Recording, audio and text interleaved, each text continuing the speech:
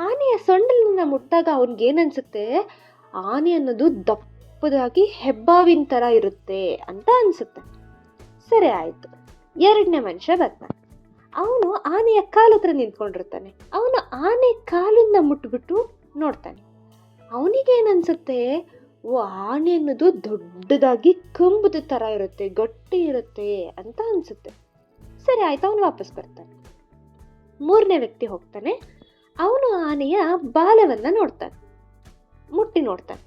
ಅವನಿಗೇನನ್ಸುತ್ತೆ, ಇದು ದಪ್ಪದಾಗೇನಿಲ್ಲ, ಹಾವಿನ ಥರ ಸಣ್ಣದು, ಯಾವುದೋ ಹಸಿರು ಹಾವಿರುತ್ತಲ್ವ ಆ ಥರ ಸಣ್ಣಕ್ಕಿರುತ್ತೆ ಅಂತ ಅನ್ಕೋತಾನೆ. ಸರಿ, ಕಡೆ ವ್ಯಕ್ತಿ ಹೋಗ್ತಾನೆ.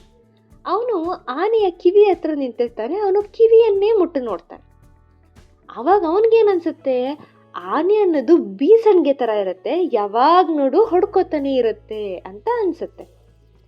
ಈಗ ಈ 4 ಜನ ಒಬ್ರಿಗೊಬ್ರು ಮಾತಾಡ್ಕೊಳ್ಳುವಾಗ ಆನೆ ಬೀಸಣಿಗೆ ಥರ ಇರುತ್ತೆ ಅಂತ ಒಬ್ಬ, ಕಂಬದ ಥರ ಇರುತ್ತೆ ಅಂತ ಇನ್ನೊಬ್ಬ, ಹಾವಿನ ಥರ ಇರುತ್ತೆ ಅಂತ ಮತ್ತೊಬ್ಬ.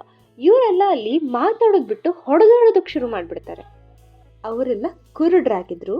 ಅವರಿಗೆ ಸಂಪೂರ್ಣ ಸತ್ಯವನ್ನು ನೋಡಬೇಕಾದ್ರೆ ಸಂಪೂರ್ಣವಾದ ಆನೆಯನ್ನು ಅವರು ಮುಟ್ಟು ನೋಡಬೇಕಾಗಿತ್ತು.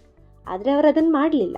ಯಾವುದೋ ಒಂದು ಭಾಗವನ್ನಷ್ಟೇ ಅವರು ನೋಡಿದ್ರು, ಅದೇ ಪೂರ್ತಿ ಆನೆ ಅಂತ ಅಂದ್ಕೊಬಿಟ್ರು. ನಾವು ಜೀವನದಲ್ಲಿ ಎಷ್ಟು ಸತಿ ಈ ಥರ ಮಾಡಿರ್ತೀವಿ? ಯಾವುದೋ ಒಂದು ವಿಚಾರ ನಡೆಯುತ್ತೆ ಅಂತ ಅಂದ್ಕೊಳ್ಳಿ. ನಾವೇನು ಮಾಡ್ತೀವಿ, ಅದರ ಒಂದು ಭಾಗ, ನಿಮಗೆ ಯಾವುದು ಬೇಕು ಆ ಒಂದು ಭಾಗವನ್ನು ಮಾತ್ರ ನೋಡ್ತೀರಿ, ಇದೇ ಪೂರ್ತಿ ವಿಚಾರ ಅಂತ ಅನ್ಕೋತೀರಿ. ಆದರೆ ಸಂಪೂರ್ಣ ಸತ್ಯವನ್ನು ತಿಳ್ಕೊಂಡು ಆಮೇಲೆ ಮಾತಾಡಬೇಕು. ಆವಾಗ ಮಾತ್ರ ನಿಮ್ಮ ಮಾತಿಗೆ ಒಂದು ಬೆಲೆ ಇರುತ್ತೆ. ತುಂಬ ವಿಷಯಗಳು ಈಗ ನಡೀತಾ ಇದೆ ವಾಸ್ತವದಲ್ಲಿ. ಆ ವಿಚಾರಗಳನ್ನು ದಯವಿಟ್ಟು ಪೂರ್ತಿಯಾಗಿ ತಿಳ್ಕೊಂಡು ಆಮೇಲೆ ಒಂದು ನಿರ್ಧಾರಕ್ಕೆ ಬನ್ನಿ.